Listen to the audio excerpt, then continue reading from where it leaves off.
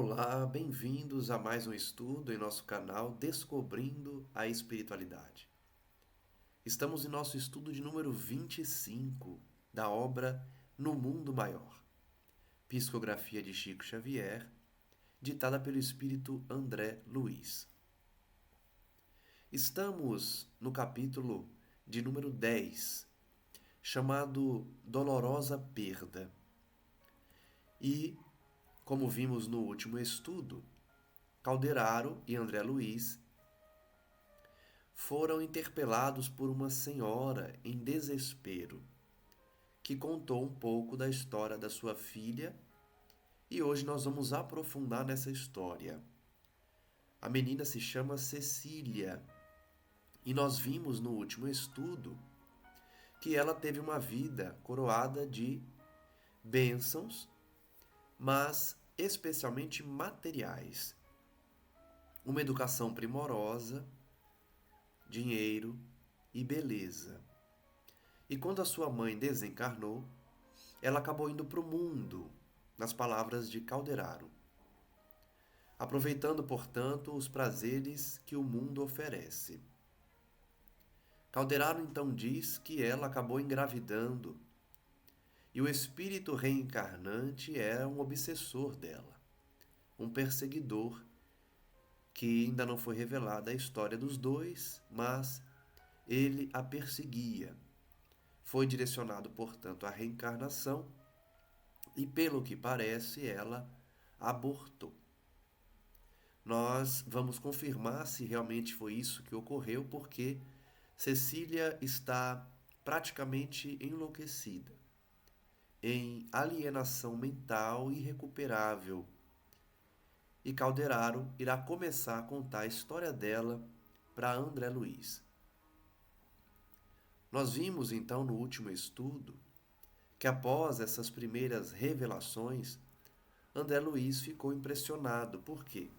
Ele diz que sempre enxergou a reencarnação como uma oportunidade de reconciliação, uma bênção que a espiritualidade superior coordena, determina para que nós possamos nos reajustar.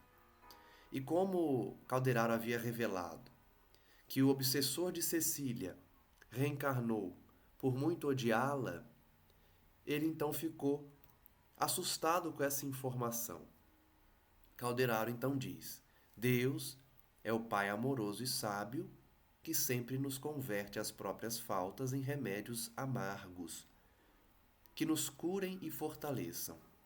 Foi essa frase que nós comentamos por último, no último estudo, refletindo sobre a escolha que nós fazemos sempre em tomar o remédio amargo, ao invés de prosseguirmos pelo amor e não pela dor.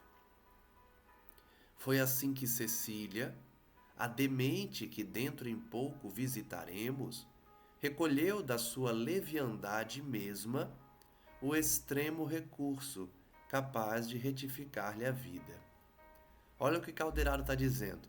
Nós não comentamos no último estudo que nós não nascemos para errar, mas quando erramos, a espiritualidade se utiliza desse erro para nos dar lições, para nos dar oportunidades de elevação. Então Cecília não renasceu para ter uma vida leviana, mas como ela escolheu essa vida, a espiritualidade aproveitou dessa situação para fazer reencarnar o seu obsessor.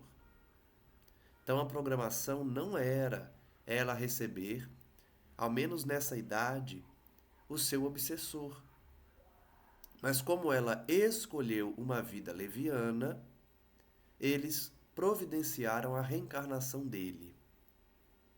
E isso iria retificar a sua vida. Se ela tivesse o filho e se dedicasse como mãe, isso iria organizar a vida dela, que estava perdida.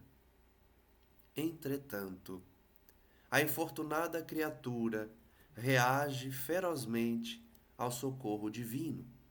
com uma conduta lastimável e perversa. Por isso que eu disse que tudo aponta para um aborto. Ela reagiu a essa providência divina de ter um filho e cometeu algo lastimável e perverso. Calderaro ainda diz: coopero nos trabalhos de assistência a ela de algumas semanas para cá, em virtude das reiteradas e comoventes intercessões maternas junto a nossos superiores. Como sempre, as mães, rogando, implorando, pedindo aos superiores, fez com que Cecília fosse amparada por Calderaro. A ordem veio de cima. Então vejam que a prece materna chega aos superiores e eles mandam lá de cima que os subalternos cumpram a ordem, ajudem Cecília. E foi o que Calderaro fez nas últimas semanas. Todavia, acalento vaga esperança numa reabilitação próxima. Calderaro está sem esperança de que Cecília vai se ajustar.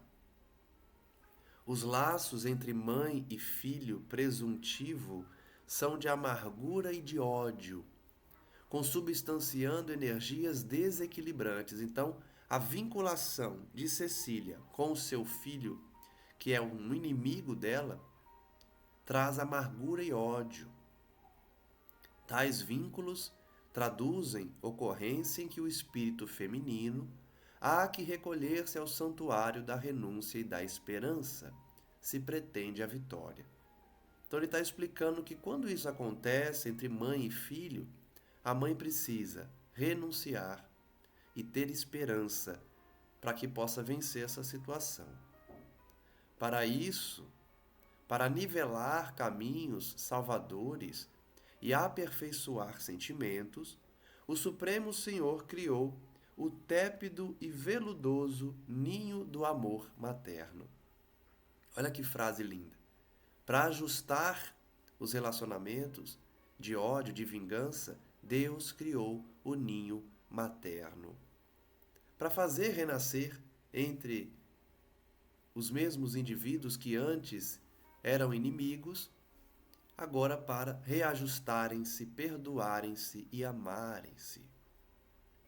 Contudo, quando a mulher se rebela, insensível às sublimes vibrações da inspiração divina, é difícil, senão impossível, executar o programa delineado.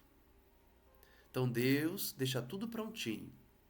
O inimigo dela vai reencarnar, ela vai ser mãe, ela vai se dedicar a ele e eles vão se perdoar. Porém, se a mãe não escuta e não sintoniza com a vibração divina, o programa delineado não pode ser concretizado. A infortunada criatura, dando asas ao condenável anseio, buscou socorrer-se de médicos que, amparados de nosso plano, se negaram a satisfazer-lhe o criminoso intento. Então está contando que a Cecília procurou médicos para que abortasse o seu filho. E os médicos da terra, inspirados por Calderaro, negaram a ela esse crime. Valeu-se Cecília, então, de drogas venenosas, das quais vem abusando intensivamente. A situação mental dela é de lastimável desvario. Então agora a gente descobre qual a situação de Cecília. Como ela não conseguiu abortar junto aos médicos que ela pediu, ela está tomando venenos, drogas, a fim de concretizar a sua intenção do aborto. E com isso ela está desvairando a sua mente. Findo o breve preâmbulo, Calderaro continuou. Mas não temos minuto a perder. Visitemo-la. Então ele convida André Luiz a visitar Cecília. Decorridos alguns instantes, penetrávamos aposento confortável e perfumado. Estirada no leito, jovem mulher debatia-se em convulsões atrozes. Ao seu lado, achavam-se a entidade materna, na esfera invisível aos olhos carnais, e uma enfermeira terrestre, dessas que, à força de presenciar catástrofes biológicas e dramas morais, se tornam menos sensíveis à dor alheia. Então Cecília está num quarto arrumado, porque ela tem dinheiro, né? Mas está tendo convulsões e uma enfermeira insensível está cuidando dela, enquanto a sua mãe desencarnada também está no local. A genitora da enferma adiantou-se e nos informou: a situação é muito grave. Ajudem-na por piedade. Minha presença aqui se limita a impedir o acesso de elementos perturbadores que prosseguem implacáveis em ronda sinistra. Aqui uma lição valiosa. A mãe de Cecília não consegue ajudá-la. A única ajuda que ela consegue concretizar é impedir que espíritos infelizes invadam o quarto, porque ela está sintonizada com eles, a Cecília está sintonizada com esses perseguidores, com esses espíritos menos esclarecidos. Só que a presença de sua mãe em espírito está impedindo que entidades infelizes entrem no quarto. O assistente inclinou-se para a doente, calmo e atencioso, e recomendou a André Luiz cooperar no exame particular do quadro fisiológico. A paisagem orgânica era das mais comoventes. A compaixão fraterna dispensar-nos-á da triste narrativa referente ao embrião prestes a ser expulso. Olha que triste.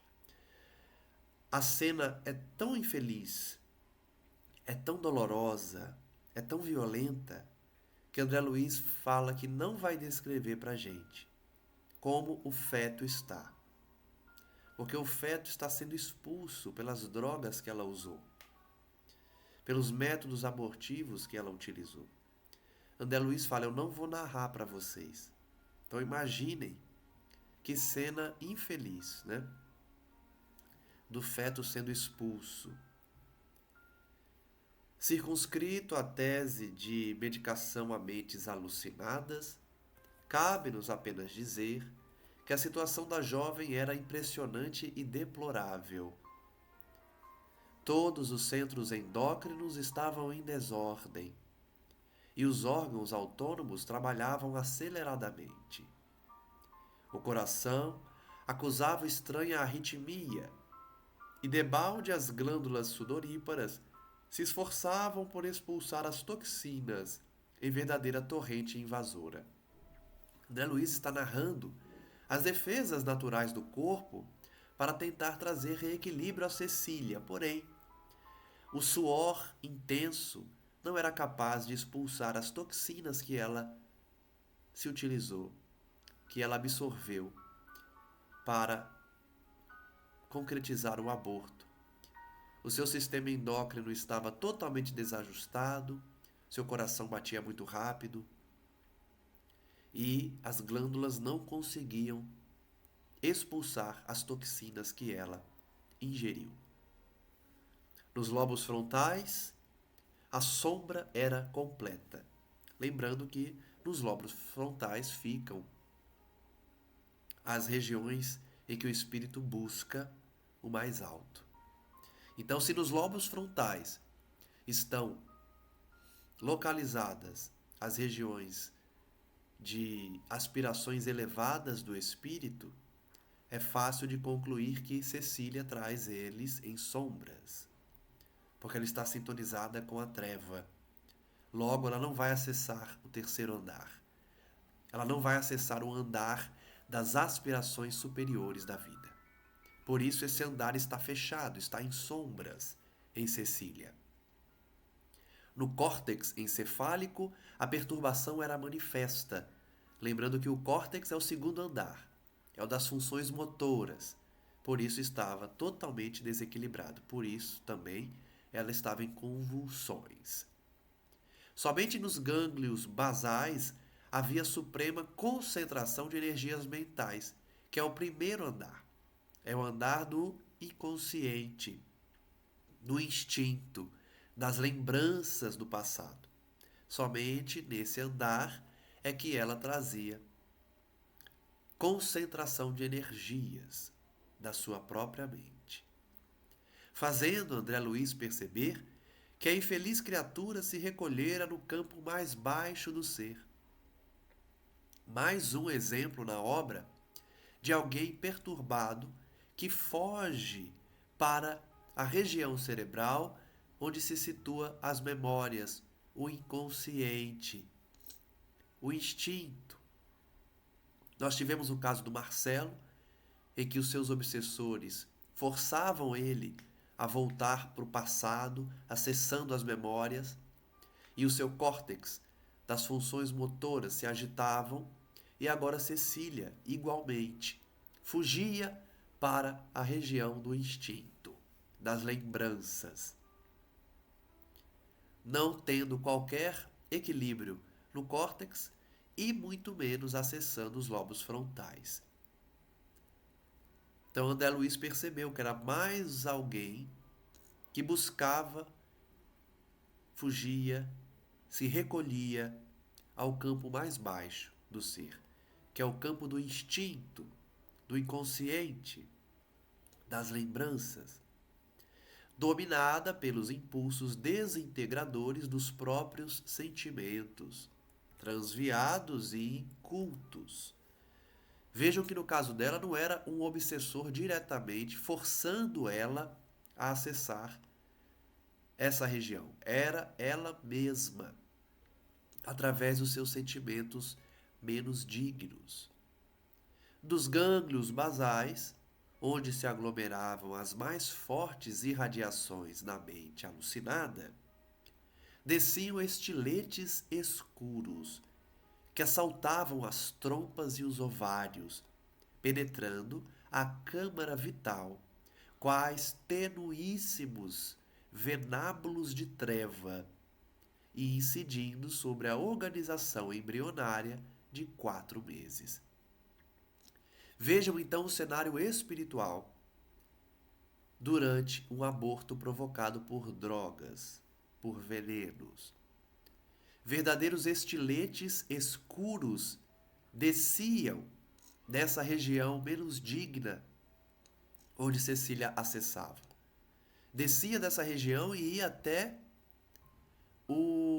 a câmara vital, as trompas, onde havia uma organização fetal embrionária de 4 meses.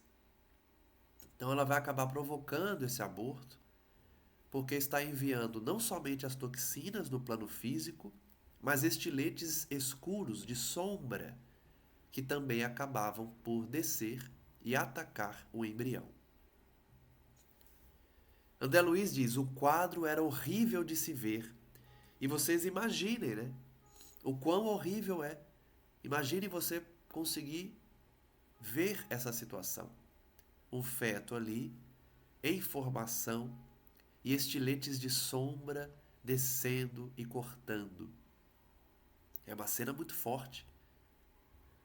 Buscando sintonizar-me com a enferma, ouvia-lhe as afirmativas cruéis no campo do pensamento. Odeio, odeio este filho intruso que não pedia a vida. Expulsá-lo-ei, expulsá-lo-ei. Então vejam que a mente dela produzia esses estiletes de sombra, porque ela odeia, ela não quer, ela se revoltou contra a programação divina de receber aquele espírito. Então ela está transmitindo esse pensamento terrível para o reencarnante. A mente do filhinho, em processo de reencarnação, como se fora violentada num sono brando, suplicava chorosa: poupa-me, poupa-me, quero acordar no trabalho, quero viver e reajustar o destino. Ajuda-me, resgatarei minha dívida, pagar-te-ei com amor, não me expulses, tem caridade. Então notem um verdadeiro diálogo entre a mãe e o feto. O espírito que anima aquele feto que ainda não está inconsciente ou que despertou por conta da violência de se retirar, de ser expulso da barriga de sua mãe. Ele então suplica a ela, implora pela oportunidade da reencarnação. Ela responde: nunca, nunca amaldiçoado sejas, dizia a desventurada Cecília, mentalmente. Vejam que ela mesmo, num processo ali convulsivo, ela escuta o pedido do filho, não é? Porque são dois espíritos em diálogo mental. Prefiro morrer a receber-te nos braços. Envenenas minha vida, perturbas minha estrada, detesto-te, morrerás. São palavras muito fortes, né? A gente compreende o porquê ela diz, porque são inimigos do passado, mas de fato ela se revoltou completamente. Não aceita a oportunidade que Deus colocou como consequência da sua própria atitude leviana. Como nós já refletimos aqui, pelas informações que André Luiz forneceu, não estava na programação de Cecília ainda ter o filho agora. A gente não sabe se a programação era ele reencarnar mais tarde ou se ele não reencarnaria nessa encarnação. Mas o que a gente tem é que eles aproveitaram a leviandade de Cecília e providenciaram a reencarnação desse espírito inimigo dela. Mas ela não quis saber. Se revoltou e demonstra essa revolta nesse diálogo com o reencarnante. André Luiz diz então que os raios trevosos continuavam descendo a jacto contínuo. E lendo, né, esse caso, eu me lembro que nós falamos já desse caso num dos vídeos em que eu fiz uma palestra sobre o aborto, né? Está disponível no canal também, na playlist Palestras. São 5 vídeos, se eu não me engano, trazendo vários casos e, concomitantemente, a visão espírita sobre o aborto. Então, eu lembro muito bem de ter comentado o caso de Cecília nessa palestra. Calderaro ergue a cabeça, respeitável, olha para André Luiz e pergunta: compreendes, André, a extensão da tragédia? Diante de um diálogo ali, num espírito que quer reencarnar e num outro que não quer permitir, percebe o quanto é complexa essa situação? André Luiz responde afirmativamente, impressionado. Nesse instante de nossa angustiosa expectativa, Cecília dirigiu-se com decisão à enfermeira. Estou cansada, Liana, muitíssimo cansada, mas exijo a intervenção esta noite. Então ela insiste que o aborto fosse feito naquela noite, mesmo ela estando sem forças. Oh, mas assim, nesse estado, ponderou a outra. Sim, sim, tornou a doente, inquieta. Não quero adiar essa intervenção. Os médicos negaram-se a fazê-la, mas eu conto com a tua dedicação. Meu pai não pode saber disso, e eu odeio esta situação que terminantemente não conservarei. Ou seja, a gravidez, né? Ela odeia a gravidez e não vai manter de jeito nenhum. Mesmo os médicos tendo sido inspirados para se negarem a fazer, ela deu um jeito. Contratou essa enfermeira escondida do pai para não prosseguir com a gravidez.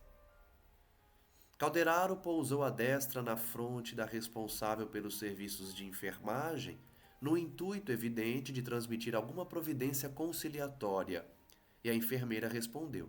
Então a enfermeira, inspirada por Calderaro, vai dizer a Cecília: tentemos algum repouso, Cecília. Modificarás possivelmente esse plano. Não, não, objetou a imprevidente futura mãe com um mau humor indisfarçável. Minha resolução é inabalável. Exijo a intervenção esta noite. Malgrado a negativa peremptória, sorveu o cálice de sedativo que a companheira lhe oferecia, atendendo-nos à influência indireta. Então, mesmo brigando, ela tomou um calmante, influenciada indiretamente por Calderaro.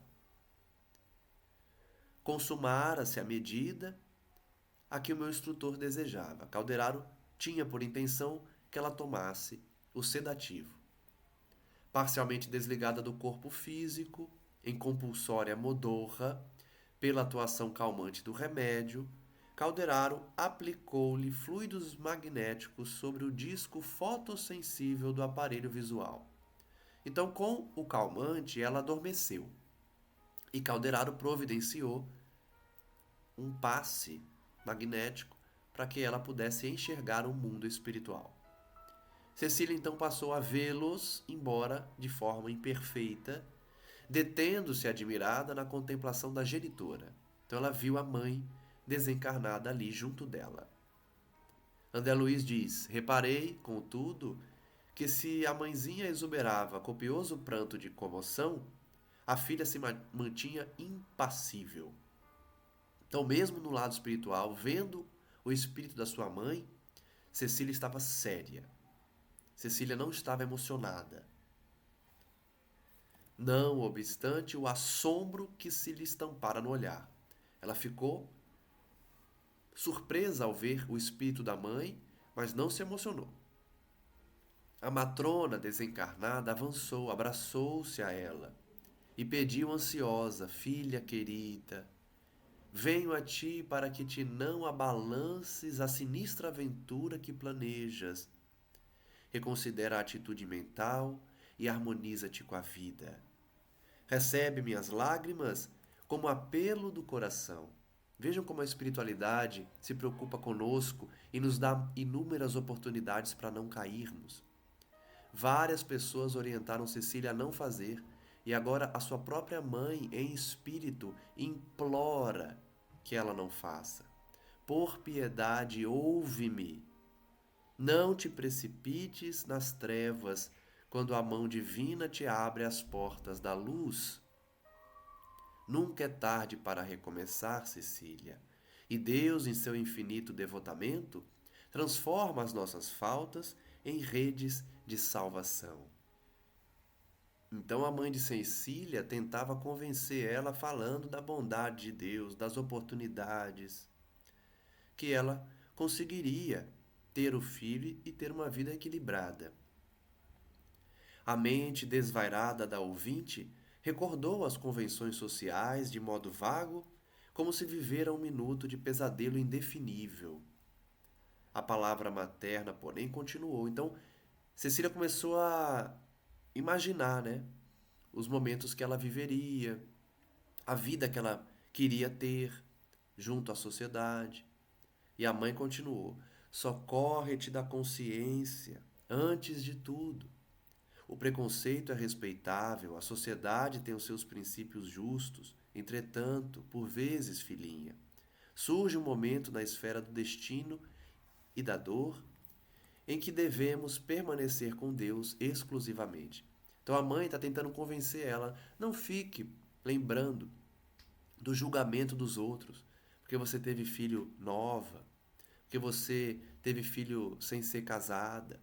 Não fique preocupada com as convenções sociais, permaneça com Deus, esquece a opinião do mundo. Não abandones a coragem, a fé, o desassombro. A maternidade, iluminada pelo amor e pelo sacrifício, é feliz em qualquer parte, ainda mesmo quando o mundo, ignorando a causa de nossas quedas, nos nega recursos à reabilitação, relegando-nos à reincidência e ao desamparo. Então, olha que lição, ela está dizendo: a maternidade, iluminada pelo amor e pelo sacrifício, né? Porque tem a maternidade que não é abençoada, porque a mãe abandona ou odeia seu filho. Ela está falando da maternidade real, guiada pelo amor e pelo sacrifício. É sempre feliz, Não importa a situação. Principalmente quando o mundo julga, quando o mundo não oferece a mão, quando o mundo não auxilia a mãe solteira ou a mãe nova demais. Principalmente quando o mundo fecha as portas, a maternidade é ainda mais bela, porque teve negada a reabilitação e acabou ficando desamparada. Aí mesmo que a espiritualidade ajuda. Por agora, defrontarás com a tormenta de lágrimas. O temporal da incompreensão e da intolerância vergastará teu rosto. Então, ela não nega que a filha vai sofrer, né? Que a filha vai passar por esses momentos difíceis por conta de uma gravidez prematura. Você vai sofrer, porém, a bonança voltará. Tudo isso vai passar. O julgamento dos outros, o riso das amigas porque ela engravidou, o desamparo da família, tudo isso vai passar. O caminho é empedrado e árido. Os espinhos dilaceram, mas terás de encontro ao coração um filhinho amoroso, indicando-te o futuro. Então tudo vale a pena, né? É como as mães falam, tudo vale pelos filhos. Vale a pena passar por tudo. Em verdade, Cecília, deverias erguer teu ninho de felicidade na árvore do equilíbrio, glorificando em paz a realização de cada dia e a bênção de cada noite. Entretanto, não pudeste esperar. Então a gente vê aqui que tinha sim a programação de Cecília ter um filho, mas não era naquele momento. Não era para ser agora. Mas, como ela foi leviana, a espiritualidade aproveitou para antecipar a reencarnação. Ela, no entanto, estava com a programação de ter um filho mais tarde, num lar equilibrado, mas a sua leviandade não aguardou. Cedeste aos golpes infrenes da paixão, abandonaste o ideal aos primeiros impulsos do desejo. Quantos caem, né? No desejo sexual, nos golpes da paixão incontrolável. A moça apaixonada acaba cedendo aos apelos do namorado, do homem, e engravida. É o natural. Então ela não esperou. Em vez de construir na tranquilidade e na confiança, em bases seguras, elegeste o caminho perigoso da precipitação. Agora, é imprescindível evitar o despenhadeiro fatal, contornar a voragem traiçoeira, agarrando-te ao salva-vidas do supremo dever. Vejam que mesmo que ela tenha, de forma leviana, antecipado a gravidez, caberia a ela agora contornar os obstáculos e se agarrar ao seu filhinho, a sua tábua de salva-vidas, para que ela não se afogue no mundo, cumprindo com o supremo dever de mãe. Volta, pois, minha filha, à serenidade do princípio e resigna-te ante o novo aspecto que imprimiste ao próprio roteiro, aceitando o ministério da maternidade dolorosa com o sacrifício de encantadoras aspirações. O pedido da mãe, portanto, é que ela abandonasse essa vida de festa, de juventude, no sentido de ter plena liberdade, e se vinculasse ao dever materno, porque é consequência do ato dela. A saída não é abortar, é enfrentar a consequência do ato da leviandade, deixando de lado as aspirações juvenis, porque é consequência pessoal de ceder às paixões. No silêncio e na obscuridade da proscrição social, muitas vezes logramos a felicidade de conhecer-nos. Olha que frase, serve para nós todos. Olha o que a mãe de Cecília está dizendo. Muitas vezes, quando a gente está excluído da sociedade, no sentido de não ter amigos, de ser abandonado pelo mundo, porque as pessoas não concordam com o nosso jeito de ser, é uma oportunidade excelente para nós nos conhecermos. Ficar um pouco com nós mesmos, convivendo com nós mesmos. E aí a gente acaba se conhecendo. O desprezo público se precipita os mais fracos no esquecimento de si mesmos, ergue os fortes para Deus, sustentando-os no trilho anônimo das obrigações humildes até a montanha da redenção.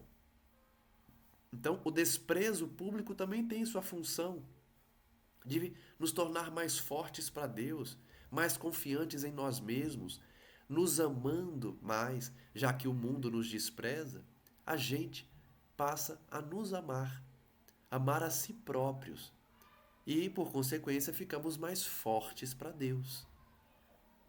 Cumprindo ali os deveres de cada dia, as obrigações humildes, até a redenção.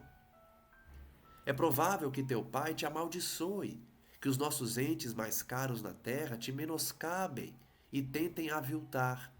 No entanto, que martírio não enobrecerá o espírito disposto ao resgate dos seus débitos com dedicação ao bem e serenidade na dor.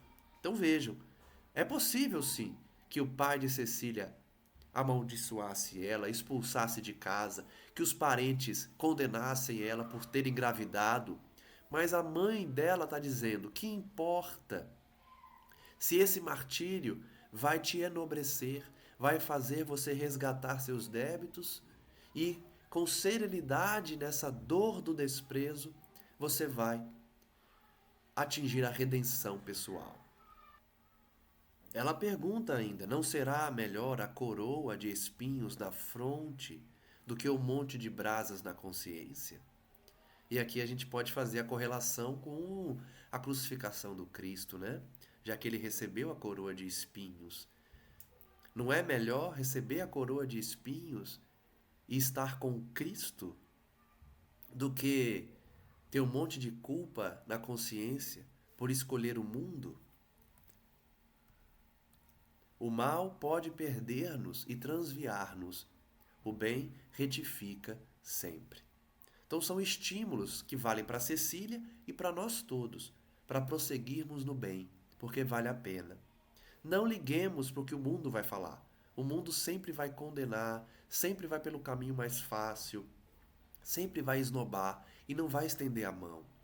A gente tem que focar no dever, no que é bom, no que a gente sabe que a gente tem que fazer, porque as leis divinas estão em nossas consciências. O bem retifica sempre. Além disto, ela diz ainda: se é certo que o padecimento da vergonha açoitará tua sensibilidade, a glória da maternidade resplenderá em teu caminho. É inevitável que Cecília tenha vergonha, porque ela acabou provocando essa situação. Ela é muito jovem, acabou indo para o mundo e engravidou.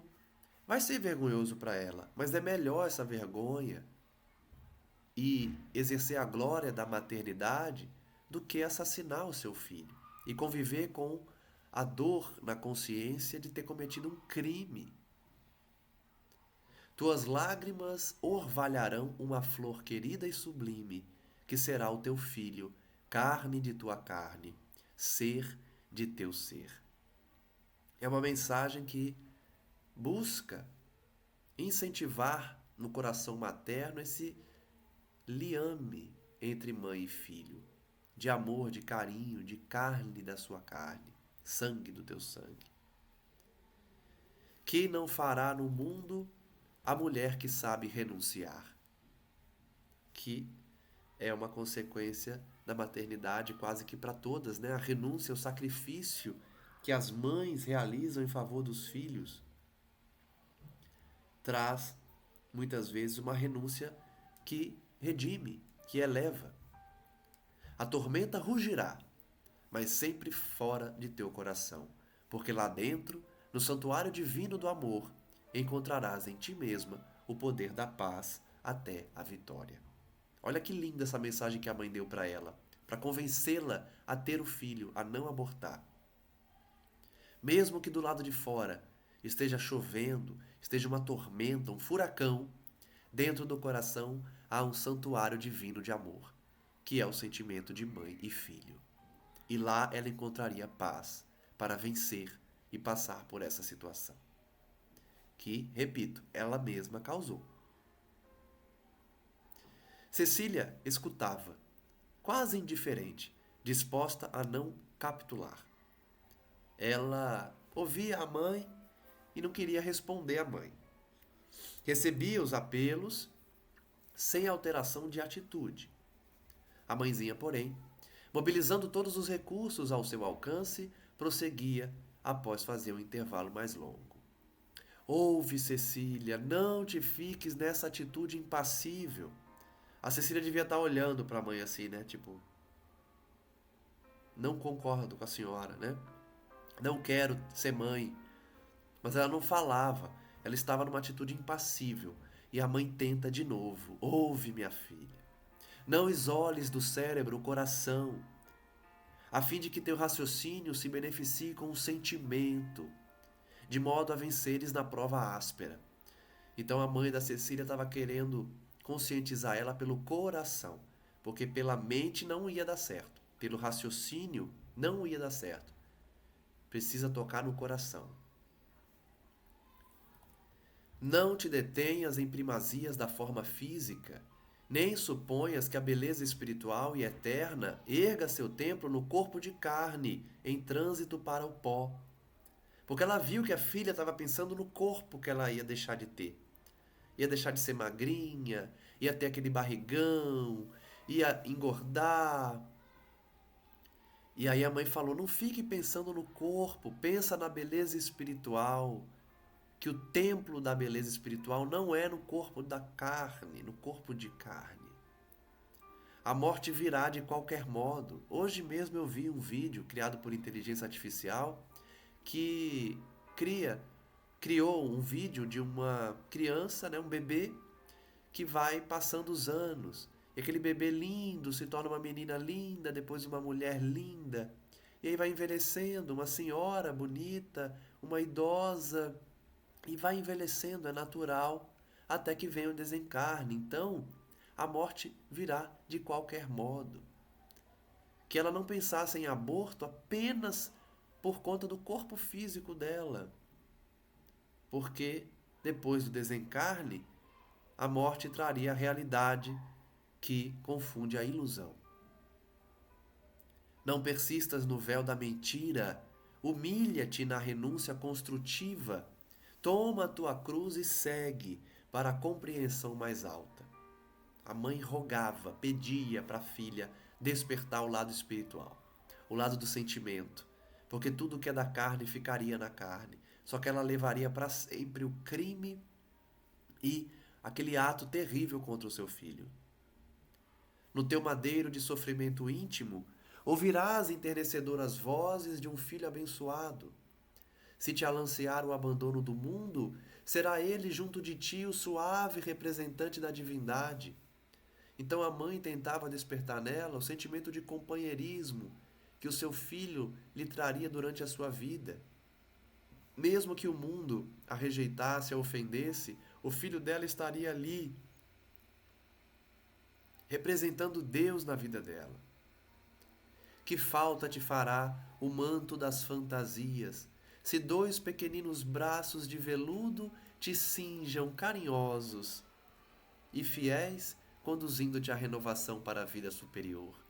Olha que pergunta linda. Tentem enxergar essa imagem. Ela está dizendo para a filha, filha, o que importa se o mundo vai te agredir se você vai ter dois bracinhos envolvendo o seu pescoço, no colo, um filho doce, conduzindo ela para uma vida superior. Então olha que figura bonita, né? Deixa o mundo condenar, falar. Você tem um bebê lindo no seu colo, com dois bracinhos de veludo. Foi então que Cecília, infundindo a André Luiz um assombro pela agressividade, objetou em pensamento. Como não me disseste isso antes? Na terra sempre satisfazia meus desejos? Nunca me permitiste o trabalho? favoreceste-me o ócio, fizeste-me crer em posição mais elevada que a das outras criaturas, incutiste-me a suposição de que todos os privilégios especiais me eram devidos. Não me preparaste, enfim.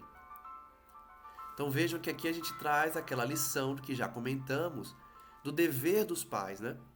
De não deixar de dar o valor moral, o valor religioso para os filhos. A Cecília não teve trabalho, ficou ociosa, não teve instrução dos pais, não teve religião, não teve moralidade.